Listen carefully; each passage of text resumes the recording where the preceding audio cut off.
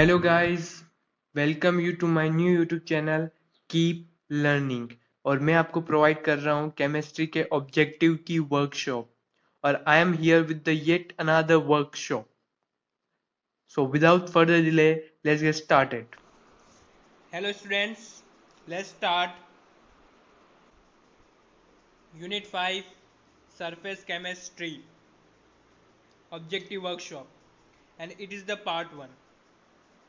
I make surface chemistry's video in parts because surface chemistry जो है वो बहुत ही बड़ा चैप्टर है और मैं नहीं चाहता कि वीडियो की ड्यूरेशन ज़्यादा हो, इसलिए मैंने इसको पार्ट्स में डिवाइड कर दिया। और here is our part 1। Okay, MP board में इस चैप्टर से 2 ऑब्जेक्टिव्स आते हैं, 2 ऑब्जेक्टिव्स इस चैप्टर से आते हैं। चलिए गाइस देखते हैं first question. So our first question is trying to tell us when concentration is uniform throughout the bulk of the solid then it is termed as. ठीक है, सॉलिड के बल्क तक, बल्क मतलब उसके अंदर तक कंसंट्रेशन यूनिफॉर्म हो, ठीक है, तो उसको क्या बोलते हैं? That is termed as absorption. उसको क्या बोलते हैं? एब्जॉर्प्शन। ठीक है, जब कंसंट्रेशन बल्क ऑफ सॉलिड में यूनिफॉर्म हो तो उसको एब्जॉर्प्शन बोला जाता है। ठीक है, नेक्स्ट क्वेश्चन है the accumulation of molecular species. The accumulation of molecular species at the surface rather than in the bulk of solid or liquid is termed as। अब क्या हो कि सॉलिड के सरफेस पर ही पार्टिकल्स हो और बल्क में प्रेजेंट ना हो, उसको क्या बोलेंगे?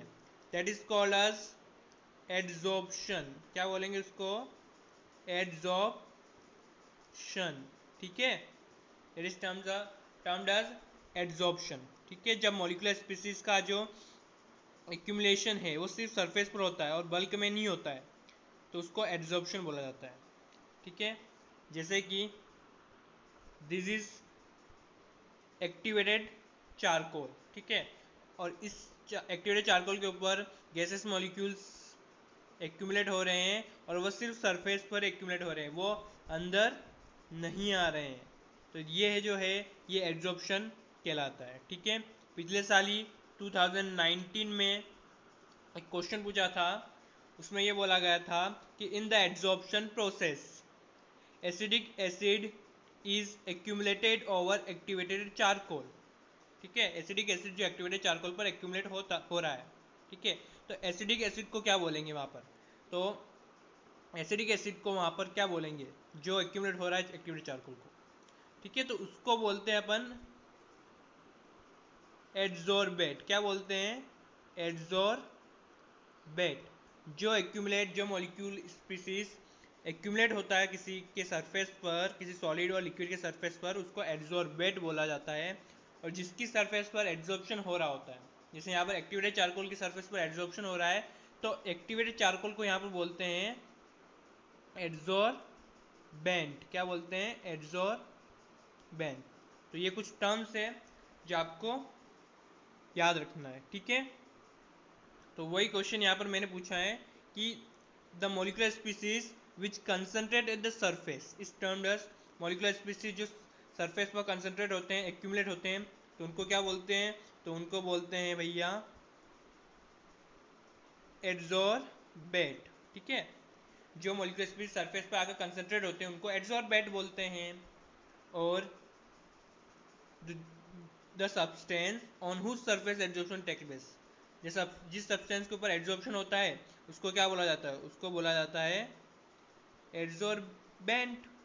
ठीक है, तो ठीक है, एड्जॉर्बेंट। नेक्स्ट है the process of removing an adsorbent substance from a surface on which it is adsorbed. Okay, अब एड्जॉर्ब्ड सब्सटेंस को एड्सॉर्बेंट सब्सटेंस हटाने की प्रक्रिया को क्या बोलते हैं, उस प्रोसेस को क्या बोलते हैं? उस प्रोसेस को बोलते हैं डीसॉर्प्शन। क्या बोलते हैं?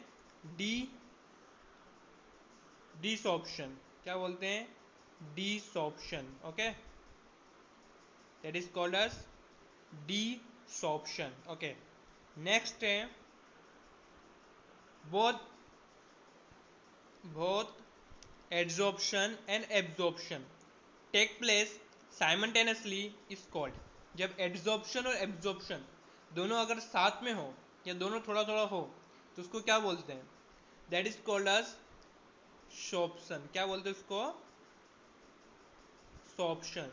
ठीक है, तो ये जो टर्म्स हैं ये आपको बहुत अच्छे से याद रखना है, इससे शायद 2 मार्क्स का क्वेश्चन भी आपके एग्जाम में आता है। ठीक है, सो आपसे पूछ गया व्हाट इज सॉर्प्शन, तो sorption is defined as when absorption and absorption take place simultaneously then it terms as sorption. ठीक है, तो ये जो टर्म्स है ये आपके लिए क्वेश्चन में भी आपको बेनिफिट देगी और आप अगर ऑब्जेक्टिव भी आ गया तो आप इसे लिख सकते हैं। ठीक है, नेक्स्ट क्वेश्चन पे मूव ऑन करते हैं। Okay, enthalpy of adsorption is always. अब एड्सॉर्प्शन की जो प्रोसेस हो रही है उसके लिए इंथैल्पी की जो वैल्यू आती है वो कैसी होती है? तो वो हमेशा नेगेटिव होती है। क्या होती है? नेगेटिव। ऐसा क्यों होता है वो अपन समझेंगे थोड़ी देर नेक्स्ट क्वेश्चन देखने के बाद। ठीक है, नेक्स्ट क्वेश्चन बोल रहा है कि एड्सॉर्प्शन प्रोसेसेस, एड्सॉर्प्शन प्रोसेस क्या है? क्या वो एक्सोथर्मिक है, क्या वो एंडोथर्मिक है, या उसमें कोई हीट चेंज नहीं होता है, या इनमें से कोई नहीं?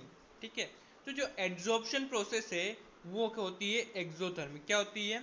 एक्सोथर्मिक। ठीक है, और कोई भी प्रोसेस अगर एक्सोथर्मिक है तो उसके लिए जो इंथैल्पी चेंज है, उसके लिए जो इंथैल्पी चेंज है वो हमेशा क्या आएगा? नेगेटिव आएगा। ठीक है, ये बात याद रख सकते हैं कि अगर कोई भी प्रोसेस एक्सोथर्मिक है तो उसमें एंथैल्पी चेंज जो वो हमेशा नेगेटिव है। ठीक है, अब एड्सॉर्प्शन एक्सोथर्मिक क्यों है और एंथैल्पी चेंज नेगेटिव क्यों है वो समझते हैं थोड़ा सा। उससे पहले अपन को समझना होगा व्हाट इज रिसाइडल फोर्स। रिसाइडल फोर्स क्या होता है? ठीक है, देखिए रिसाइडल फोर्स, देखो मान लेते हैं this is bucket of water और ये जो मॉलिक्यूल्स हैं, ये जो सर्कल दिख रहे हैं आप समझ लीजिए ये वाटर के मॉलिक्यूल्स हैं। ठीक है, अब मैं अंदर के मॉलिक्यूल्स की बात करूं अगर, तो इस पे जो फोर्स है वो इसके आसपास वाले मॉलिक्यूल इसके ऊपर फोर्स लगाएंगे। ठीक है, इसके आसपास वाले मॉलिक्यूल इस पे क्या लगाएंगे? फोर्स लगाएंगे। और वो सारे इसके आसपास तो सारे तरफ मॉलिक्यूल्स है ना, और वो सारे मॉलिक्यूल इसके ऊपर एक फोर्स लगाएंगे, तो वो जो फोर्स होगा वो एक बैलेंस फोर्स होगा इनसाइड द बल्क। मतलब बल्क के अंदर जो मॉलिक्यूल्स प्रेजेंट है उनके ऊपर जो फोर्स है वो बैलेंस्ड है।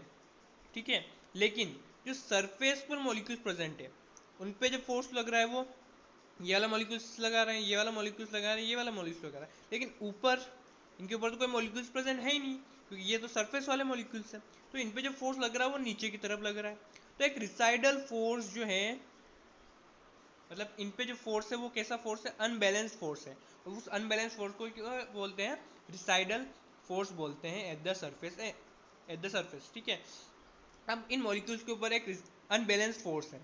अनबैलेंस फोर्स के कारण इनके एनर्जी होती है, इन मॉलिक्यूल्स के पास क्या होती है? एनर्जी, जिसको बोलते हैं सरफेस एनर्जी। क्या बोलते हैं? Surface energy. मतलब इन पे जो फोर्स लग रहा है बेसिकली उसको सरफेस टेंशन बोला जाता है। ठीक है, मॉलिक्यूल जो है वो अंदर की तरफ एक टेंशन महसूस कर रहे हैं, जिस उसको क्या बोलते हैं? Surface tension. और उस फोर्स के कारण इनके पास एक एनर्जी जिसको बोलते हैं सरफेस एनर्जी। ठीक है, अब जब एड्सॉर्प्शन होता है, ठीक है, ठीक है, समझते हैं थोड़ा सा। एड्सॉर्प्शन क्या है? सरफेस फिनोमेनन है। The particles are attached to the surface of another medium for the reaction to take place। ठीक है, तो अगर रिएक्शन हो रही है तो पार्टिकल्स दूसरे मीडियम की सरफेस पर अटैच होते हैं, उसको अपन एड्सॉर्प्शन बोलते हैं। ठीक है, तो इस प्रोसेस के कारण, इस प्रोसेस के दौरान क्या होता है? During this process the residual force on the surface of adsorbent decreases which in turn decreases the surface energy. अब जब मॉलिक्यूल्स दूसरे मॉलिक्यूल्स उस सब्सटेंस के सरफेस पर आकर जुड़ेंगे, ठीक है, तो ये यहाँ पर जो मॉलिक्यूल्स प्रेजेंट थे, जो सरफेस पर मॉलिक्यूल प्रेजेंट थे, तो उनकी ऊपर जो फोर्स लगने वाला फोर्स वो डिक्रीज होगा, ठीक है, क्योंकि अब उनके ऊपर भी और मॉलिक्यूल्स आ गए, तो उनका जो फोर्स है वो डिक्रीज होगा, और जो फोर्स अगर डिक्रीज होगा तो सरफेस एनर्जी डिक्रीज होगा, ठीक है, सरफेस एनर्जी उनकी क्या होगी, डिक्रीज होगी। और ये जो एनर्जी है, this energy appears in the form of heat, hence absorption is exothermic in nature. तो जो एनर्जी है वो किस फॉर्म में आपको दिखेगी, हीट के फॉर्म में दिखेगी, और हीट अगर रिलीज हो रही है that is process is called exothermic in nature. तो दैट्स वाई एब्जॉर्प्शन क्या होता है, एक्सोथर्मिक नेचर की होता है, ठीक है। तो आई होप आपको समझ में आ गया होगा, ठीक है। अब समझते हैं कि एब्जॉर्प्शन नेगेटिव क्यों है। ओके, देखिए थोड़ा सा समझते हैं। Delta H of absorption is always negative. Enthalpy absorption की हमेशा क्या होती है, नेगेटिव होती है। ऐसा क्यों होता है, ठीक है। ये इक्वेशन आपको, ठीक है, सभी को पता होगी। Gives delta G gives free energy, delta H enthalpy minus T delta S. Delta S यहाँ पर क्या है, एंट्रोपी। तो एंट्रोपी क्या होता है, एंट्रोपी मेजर रैंडमनेस और डिसऑर्डर ऑफ द मॉलिक्यूल्स, ठीक है, मॉलिक्यूल्स में कितना डिसऑर्डर है उसको एंट्रोपी मेजर करती है।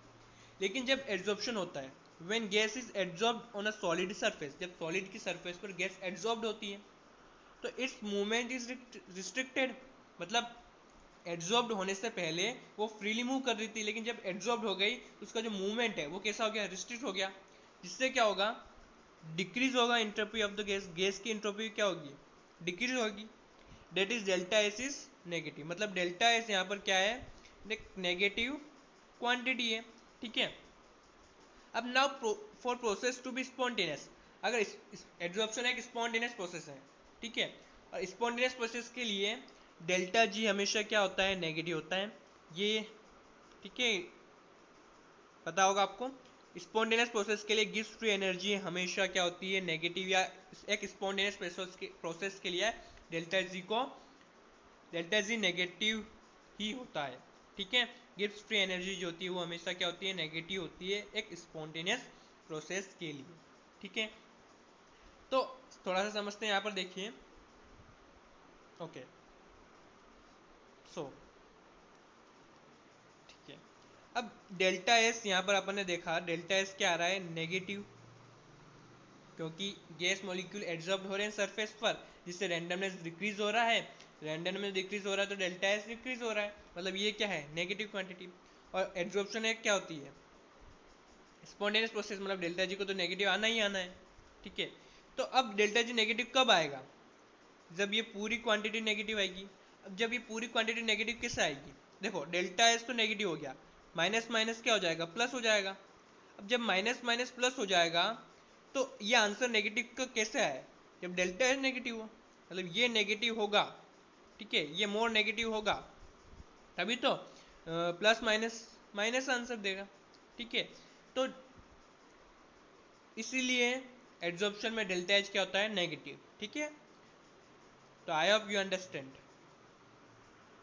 सिंस, ठीक है, since delta S is negative, चूंकि डेल्टा एस नेगेटिव है, delta H has to be negative, delta H को नेगेटिव होना पड़ेगा अकॉर्डिंग टू दिस इक्वेशन, ठीक है, to make delta G negative. मतलब डेल्टा जी को नेगेटिव बनाने के लिए डेल्टा एच को नेगेटिव होना पड़ेगा, इसलिए एब्जॉर्प्शन हमेशा एक्सोथर्मिक होती है, और एक्सोथर्मिक होती है इसीलिए डेल्टा एच क्या होता है, नेगेटिव होता है, ठीक है।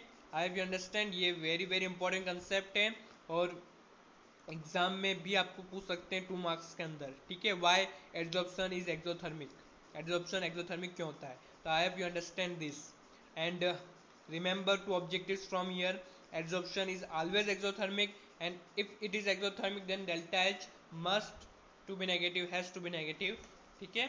नेक्स्ट क्वेश्चन मूव ऑन करते हैं। Okay, so it is very important, ninth वाला है, at the equilibrium position in the process of adsorption. जब इक्विलिब्रियम पोजिशन आ जाता है, एड्जॉर्प्शन हो रहा है हो रहा है हो रहा है, एक स्टेज आएगा यहाँ पर इक्विलिब्रियम आ जाएगा, ठीक है। उस पोजीशन पर क्या होगा, डेल्टा एच के साथ क्या होगा, क्या डेल्टा एच पॉजिटिव हो जाएगा, क्या डेल्टा एच इक्वल हो जाएगा टी डेल्टा एस के, डेल्टा एच ग्रेटर देन हो जाएगा टी डेल्टा एस के, डेल्टा एच लेस देन हो जाएगा टी डेल्टा एस से, ठीक है। देखो अपने पास जो इक्वेशन थी वो इक्वेशन क्या बोलती है, delta G equal to delta H minus T delta S. ठीक है, तो शुरुआत में अपन ने देखा डेल्टा एच क्या था, नेगेटिव था। अब इक्विलिब्रियम पोजीशन जब आ जाता है तो डेल्टा जी हो जाता है zero. At equilibrium Gibbs free energy हो जाती है जीरो। जब गिब्स फ्री एनर्जी जीरो हो गई और ये डेल्टा एच क्या था, नेगेटिव शुरुआत में। ठीक है,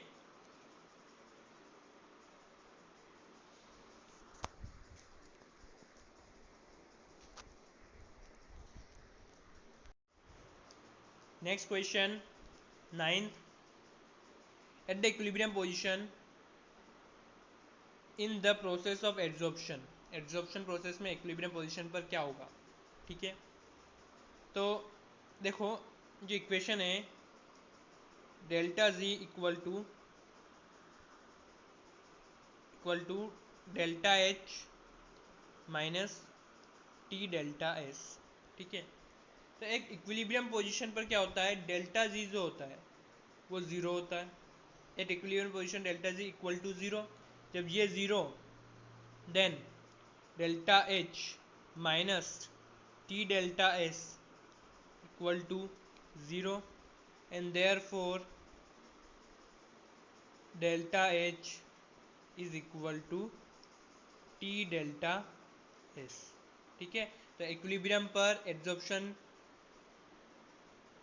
प्रोसेस में डेल्टा एच किसके इक्वल आ जाता है, टी डेल्टा एस के इक्वल आ जाता है।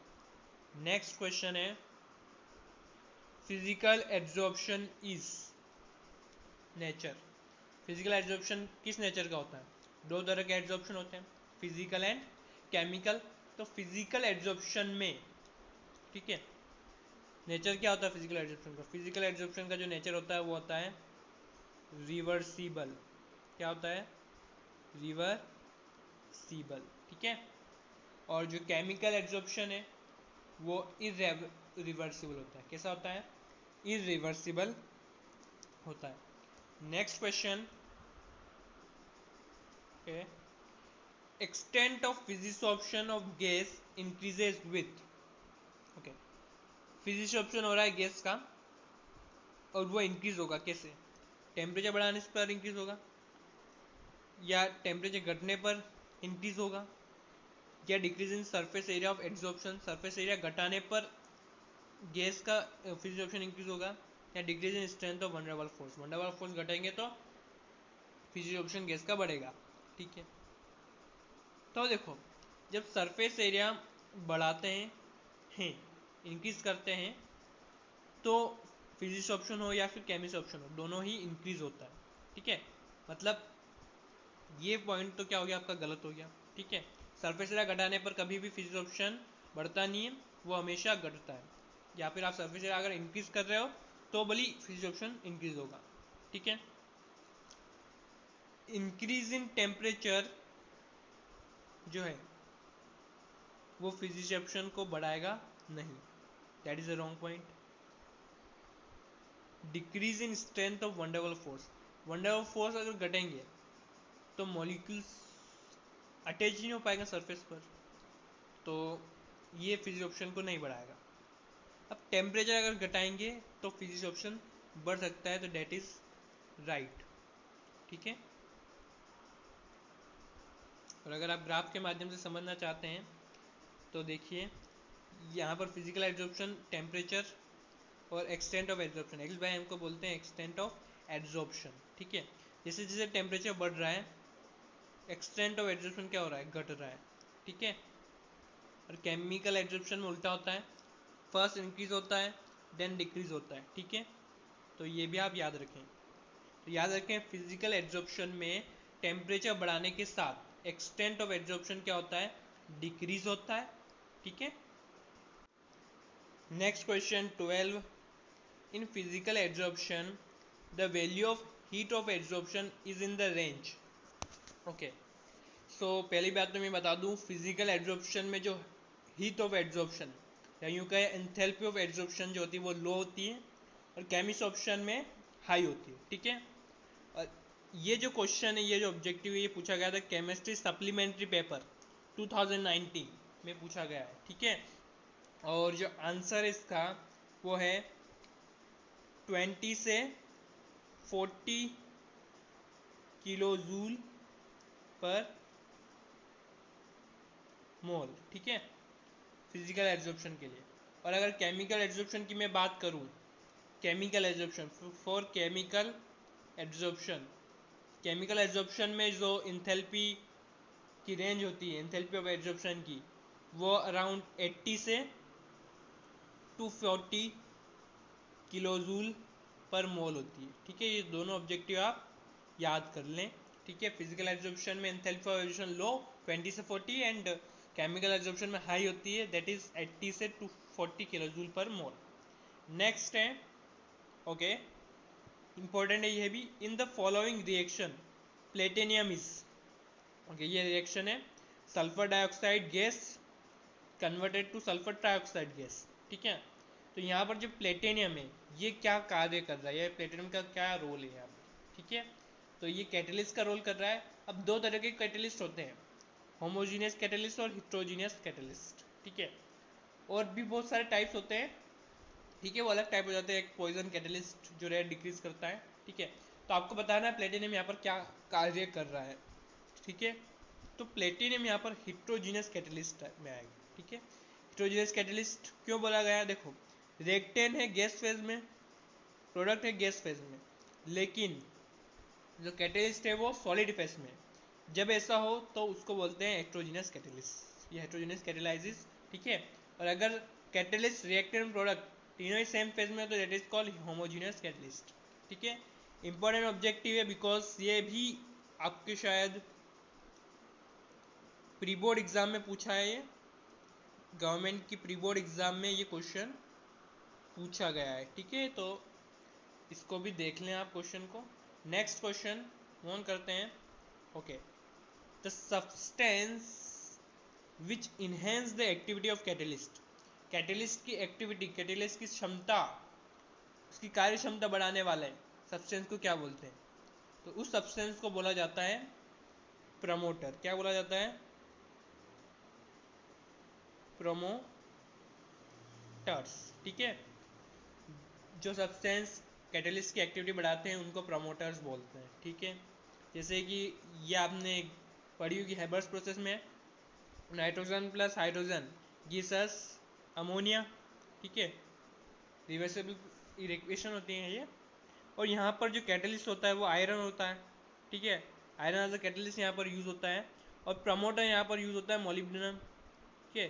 तो मोलिब्डेनम यहाँ पर क्या होता है, प्रमोटर की तरह यूज होता है। तो प्रमोटर्स क्या करते हैं, कैटलिस्ट की एक्टिविटी बढ़ाते हैं, ठीक है। नेक्स्ट है self selective catalyst are, self selective catalyst कौन होते हैं, यह सेल्फ सिलेक्टिव कैटलिस्ट का एक एग्जांपल यहाँ पर आपसे पूछा गया है। तो देखिए सेल्फ सिलेक्टिव कैटलिस्ट जो होता है वो जियोलाइट है, कौन है, जियोलाइट, ठीक है। जियोलाइट यहाँ पर जो है सेल्फ सिलेक्टिव कैटलिस्ट है, ठीक है।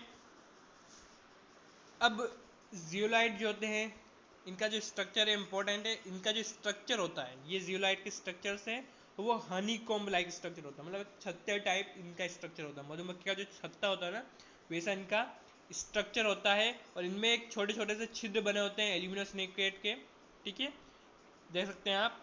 ये जो है जियोलाइट का स्ट्रक्चर है, एकदम हनी कॉम्ब लाइक स्ट्रक्चर ये होता है, ठीक है। और जियोलाइट जो होते हैं बहुत ही कैटलिस्ट, पेट्रोकेमिकल इंडस्ट्री में इनको कैटलिस्ट की तरह यूज किया जाता है। देखो नेक्स्ट क्वेश्चन पूछा गया है, the catalyst use for cracking of hydrocarbon in petroleum industries, petroleum industry में हाइड्रोकार्बन को क्रैक करने के लिए कौन सा कैटलिस्ट का यूज करते हैं, तो जियोलाइट जो कैटलिस्ट है उनका यहाँ पर यूज किया जाता है for cracking of hydrocarbon in petroleum industry, ठीक है। नेक्स्ट क्वेश्चन है, अच्छा, enzyme are also known as catalyst, enzyme को कौन सा और कैटलिस्ट बोलते हैं, तो इंजाइम को बायोकेमिकल कैटलिस्ट भी बोला जाता है, because biochemical catalyst because of their biological activities, ठीक है, इनको क्या बोला जाता है, बायोकेमिकल कैटलिस्ट, ठीक है। Okay, next question is very important. The rate of an enzyme catalyst reaction is maximum at a particular pH called optimum pH. मतलब एक पर्टिकुलर पीएच पर एंजाइम कैटलिस्ट रिएक्शन की जो रेट होती है, वो दर होती है, जो स्पीड होती है, वो मैक्सिमम हो जाती है, उसको ऑप्टिमम पीएच बोलते हैं। और वो ऑप्टिमम पीएच की वैल्यू क्या होती है, किसके बीच में है? क्या वो 5-7 के बीच में, या 3-4 के बीच में, 8-9 के बीच में, या 10-12 के बीच में? तो 5-7 के बीच में या इस पीएच पर, ठीक है, एंजाइम कैटलिस्ट की जो रेट है वो मैक्सिमम हो जाती है, ठीक है। और ये ऑब्जेक्टिव इम्पोर्टेंट है बिकॉज इसको आपके शायद क्वार्टरली एग्जाम में पूछा गया है। किसकी एग्जाम में? क्वार्टरली एग्जाम में पूछा गया है, गवर्नमेंट की 2020, ठीक है। क्वार्टरली एग्जाम में इस क्वेश्चन को पूछा गया है, और ये जो क्वेश्चन है वो आपके एनसीईआरटी बुक से ही बनाया गया है, ठीक है। गवर्नमेंट स्कूल में भी एनसीईआरटी बुक्स ही चलती है, और उसी बुक से आपके क्वेश्चंस बनाए जा रहे हैं। और मेरे जो ऑब्जेक्टिव्स हैं, जो मैं आपको ऑब्जेक्टिव की वर्कशॉप करवा रहा हूँ, उसमें सारे क्वेश्चन मैंने एनसीईआरटी से निकाल कर बनाए हैं, ठीक है। तो ये वर्कशॉप ज़रूर देखें, ठीक है, और ज़रूर इन क्वेश्चन को सोल्व कर लें एक बार, ठीक है। और जो डाउट है आप मुझसे कमेंट बॉक्स में भी पूछ सकते हैं। तो यहाँ पर जो आंसर आपका 5-7 इस पेज पर जो एंजाइम कैटलिस्ट रिएक्शन की जो रेट है वो मैक्सिमम हो जाती है। नेक्स्ट क्वेश्चन है, मूव ऑन करते हैं, ठीक है। Okay, conversion of milk into curd due to which enzyme, ठीक है। मिल्क, दूध का दही में चेंज होना किस एंजाइम के कारण होता है, ठीक है। ये एक एंजाइमेटिक रिएक्शन होती है, और यहाँ पर जो एंजाइम होता है उसका जो नाम है लैक्टोबैसिली, ठीक है। क्या नाम है? Lactobacilli, okay, lactobacilli, okay, enzyme name is lactobacilli. तो मिल्क को कर्ड में चेंज करने वाला जो एंजाइम है वो लैक्टोबैसिली है, ठीक है। तो कुछ एंजाइमेटिक रिएक्शन अपन देख लेते हैं, और उनमें कौन से एंजाइम यूज होते हैं वो अपन थोड़ा सा पढ़ लेते हैं, ठीक है। सम एंजाइमेटिक रिएक्शन, ओके। सुक्रोज को ग्लूकोज और फ्रक्टोज में कौन सा एंजाइम चेंज करता है? इन्वर्टेज एंजाइम, इन्वर्टेज एंजाइम, ठीक है। सुक्रोज क्या होता है? शुगर आपकी, जिसका फॉर्मूला, ठीक है, आपको पता होना चाहिए, C12H22O11, ठीक है, that is the formula of sucrose. और ये आपको चेंज करता है ग्लूकोज और फ्रक्टोज में। कौन इसको ग्लूकोज और फ्रक्टोज में चेंज करता है? तो इन्वर्टेज नाम का एंजाइम जो है वो इसको ग्लूकोज और फ्रक्टोज में यहाँ पर चेंज करता है। इसका जो सोर्स होता है, कहाँ पर मिलता है? इन्वर्टेज यीस्ट से मिलता है, ठीक है। तो इसको याद कर लें। तो सुक्रोज को ग्लूकोज और फ्रक्टोज में चेंज करने वाला एंजाइम कौन है? इन्वर्टेज। ऐसे क्वेश्चन एग्जाम में आपसे पूछ सकते हैं। ग्लूकोज को इथाइल अल्कोहल और कार्बन डाइऑक्साइड में चेंज करने वाला एंजाइम कौन है? जाइमस एंजाइम, ठीक है। स्टार्च को माल्टोस में चेंज करने वाला एंजाइम कौन है? डायस्टेज, ठीक है, डायस्टेज, ओके। माल्टोस को ग्लूकोज में चेंज करने वाला एंजाइम कौन है? तो माल्टस, ठीक है। और ये ऑब्जेक्टिव आपसे पूछा गया 2015 में, 2015 में यह पूछा गया है कि माल्टोस को ग्लूकोज में करने वाला एंजाइम का नाम क्या है? तो उसका नाम है माल्टस, ठीक है। नेक्स्ट है, यूरिया को अमोनिया और कार्बन डाइऑक्साइड में चेंज करने वाला एंजाइम कौन है? यूरिसे। और प्रोटीन को अमीनो एसिड में कन्वर्ट करने वाला एंजाइम है पेप्सिन, ठीक है। तो प्रोटीन को अमीनो एसिड में चेंज करने वाला एंजाइम कौन है? पेप्सिन। तो इस टेबल को आप लर्न कर लीजिए, इससे आपका ऑब्जेक्टिव्स आए हैं, 2015 में भी ऑब्जेक्टिव आए हैं, ठीक है। नेक्स्ट क्वेश्चन है, next question 20, what is the size of colloidal particles in metre? Colloidal particle की साइज क्या है मीटर में? आपसे मीटर में पूछा गया, ठीक है। और मैंने जो याद कर रखी है, नैनोमीटर में याद कर रखी है, वो होती है 1 से लेकर 1000 नैनोमीटर, ओके। अब इसको मीटर में कैसे चेंज करें आप, ठीक है। अगर आपने मीटर में याद नहीं कर रखी, हर चीज़ अपन याद नहीं कर सकते हैं, लेकिन अगर आपको कन्वर्जन पता है, ठीक है, देखो, तो आप कर सकते हैं इसको change. 1 nanometre is equal to 10⁻⁹ metre. कितना होता है? 10⁻⁹ मीटर, ठीक है, तो बस हो गया चेंज। 1 nanometre means 10⁻⁻⁹मीटर। 2, अब देखो 1 नैनोमीटर में 10⁻⁻⁹ होते हैं, तो 1000 नैनोमीटर में कितने नैनोमीटर होंगे? दैट इज 10⁻⁻⁶ इंटू कर दो आप, ठीक है। तो ये रेंज है आपकी मीटर में, ठीक है। कोलाइडर पार्टिकल की रेंज मीटर में क्या हो गई? 10⁻⁹ मीटर से 10⁻⁶ मीटर तक, ठीक है। नेक्स्ट क्वेश्चन है match the following type question है, ठीक है। चलो करते हैं इसको। ओके, ये क्वेश्चन है types of collider system. Collider system के टाइप्स के ऊपर। दो तरह के, एक कोलाइडर सिस्टम में दो फिजिकल स्टेट दो होती है कोलाइडर सिस्टम में, डिस्पर्स फेज और डिस्पर्जन मीडियम। डिस्पर्जन मीडियम जो ज़्यादा क्वांटिटी में, ठीक है। तो देखो solid and liquid. Solid and liquid का मतलब क्या? सॉलिड यहाँ पर डिस्पर्स्ड फेज है, मतलब सॉलिड डिस्पर्स्ड है किसमें? लिक्विड में। लिक्विड यहाँ पर डिस्पर्जन मीडियम है, ओके, ठीक है।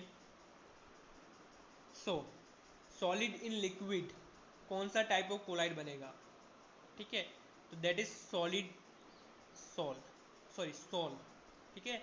अगर सॉलिड को आप लिक्विड में ला रहे हो, सॉलिड को डिस्पर्स कर रहे हो लिक्विड में, that colloidal system is sol, okay. Liquid in solid, liquid disperse in solid. Liquid अगर डिस्पर्स्ड है सॉलिड में तो वो जेल कहलाएगा। क्या कहलाएगा? Gel. Liquid in liquid important colloidal system में, इस पे क्वेश्चन भी पूछते हैं। तो liquid in liquid colloidal system को इमल्सन बोलते हैं। क्या बोलते हैं? Emulsion. What is emulsion? Emulsion is nothing but the liquid disperse in liquid, okay. Gas in liquid, liquid में गैस प्रेजेंट हो कम मात्रा में, gas disperse in liquid, that is called as foam. क्या बोलते हैं उसको? फॉर्म बोलते हैं। देखिए मैच द फॉलोइंग, यहाँ पर आपसे पूछ लिया है बटर, ठीक है। बटर किसका एग्जाम्पल है? तो बटर जो एग्जाम्पल है dispersion of liquid in solid. Liquid को मिला दें किसमें? सॉलिड में, ठीक है। तो इस कोलाइडर सिस्टम का एग्जाम्पल है ये बटर। तो लिक्विड इन सॉलिड का एग्जाम्पल कौन हो गया? बटर। प्यूमिक स्टोन एक टाइप का स्टोन होता है, ठीक है। तो ये कौन से कोलाइडर सिस्टम का एग्जाम्पल है? तो ये आपका गैस इन सॉलिड का, गैस इन सॉलिड का एग्जाम्पल है, ठीक है। मिल्क, मिल्क जो है लिक्विड इन लिक्विड इमल्शन है। मिल्क एक इमल्शन है जो लिक्विड इन लिक्विड टाइप का एग्जाम्पल है। पेंट जो है वो सॉलिड इन लिक्विड का यहाँ पर आपका एग्जाम्पल है, ठीक है। तो ये नेक्स्ट क्वेश्चन है 22। Soap mixed with water above critical micelle concentration form, ठीक है। एक पर्टिकुलर कंसंट्रेशन जिसको बोलते हैं क्रिटिकल मिसेल कंसंट्रेशन, मतलब इस कंसंट्रेशन के ऊपर मिसेल का फॉर्मेशन होता है। मिसेल क्या होता है? एग्रीगेट होता है पार्टिकल्स का। बहुत सारे पार्टिकल्स मिलके एक बड़ा पार्टिकल बनाते हैं, एग्रीगेट पार्टिकल बनाते हैं, उसको बोलते हैं मिसेल, ठीक है। अब सोप मिक्सड विद वाटर, मतलब सोप को मिला दिया पानी में क्रिटिकल मिसेल कंसंट्रेशन के ऊपर, तो वो क्या बनाएगा? तो वो बनाएगा मिसेल, या फिर उसको बोलते हैं एसोसिएटेड कोलाइड। क्या बोलते हैं? Associated colloid, okay, that is called as associated colloid, या फिर मिसेल भी उसका नाम है। नेक्स्ट क्वेश्चन है, okay, lyophilic colloid is also called, lyophilic colloid is also called, lyophilic colloid. दो तरह के कोलाइड होते हैं, लायोफिलिक और लायोफोबिक। तो लायोफिलिक कोलाइड को एक और नाम क्या है? तो इसको प्रोटेक्टिव कोलॉइड बोला जाता है। क्या बोला जाता है? प्रोटेक्टिव कोलॉइड, ठीक है। इसको प्रोटेक्टिव कोलॉइड बोला जाता है। क्यों बोला जाता है भैया? देखो लायोफिलिक कोलाइड, फिलिक मतलब लिक्विड लविंग कोलॉइड है, मतलब इसके आसपास, इस पार्टिकल के आसपास जो होते हैं लिक्विड के पार्टिकल्स होते हैं, ठीक है। सॉल्वेटेड इसको कोलॉइड भी बोला जाता है, ठीक है। तो ये क्या करता है? ये लायोफोबिक पार्टिकल्स को प्रोटेक्ट करता है, उसको कोगुलेट होने से बचाता है। तो ये जो पार्टिकल है ये आप देख रहे हैं, ये क्या है? लायोफोलिक फोबिक सॉल है, ठीक है। ये जो पार्टिकल लायोफोबिक सोल पार्टिकल है, और इसके आसपास जो पार्टिकल्स हैं वो कौन से हैं, लायोफिलिक कोलॉइड पार्टिकल है, मतलब इसको कोगुलेट होने से ये बचा रहे हैं, इसलिए इसको प्रोटेक्टिंग पार्टिकल्स या प्रोटेक्टिंग कोलॉइड भी बोला जाता है लायोफिलिक को। ठीक है, नेक्स्ट क्वेश्चन है।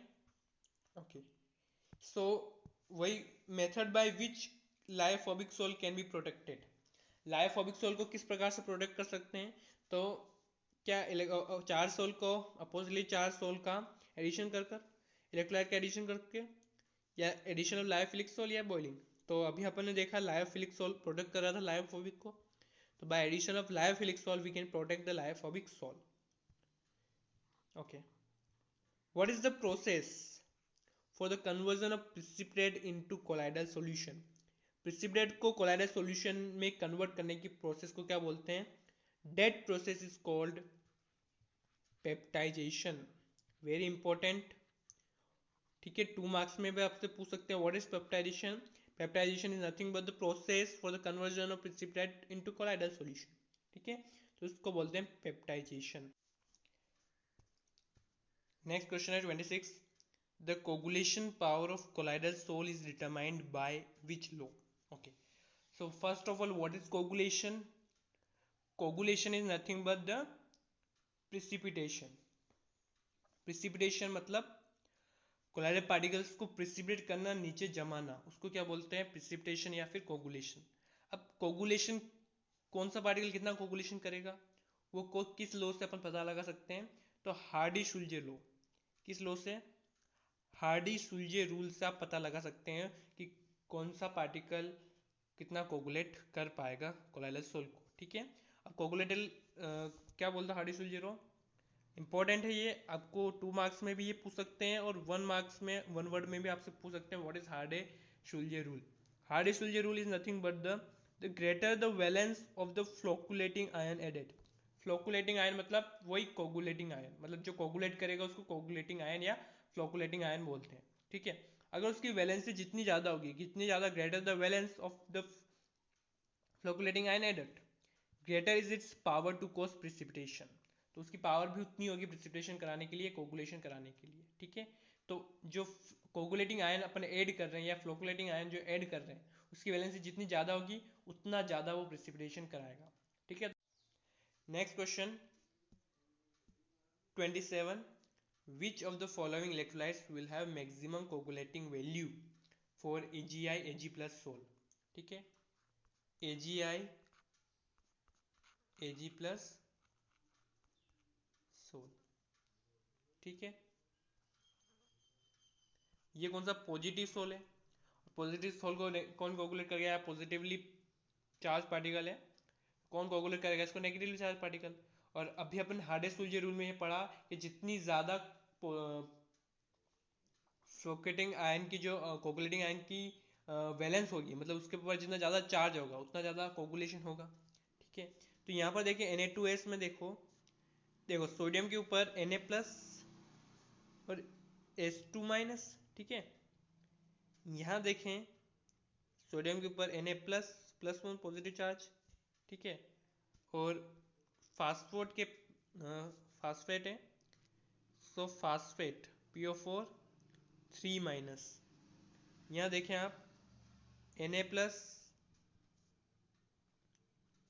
SO4 2 माइनस, यहाँ Na प्लस और Cl माइनस। देखो अब आपको ये देखना है इनमें से किसके ऊपर ज़्यादा चार्ज है, 2 माइनस यहाँ पर, 3 माइनस यहाँ पर, 2 माइनस -1 यहाँ पर।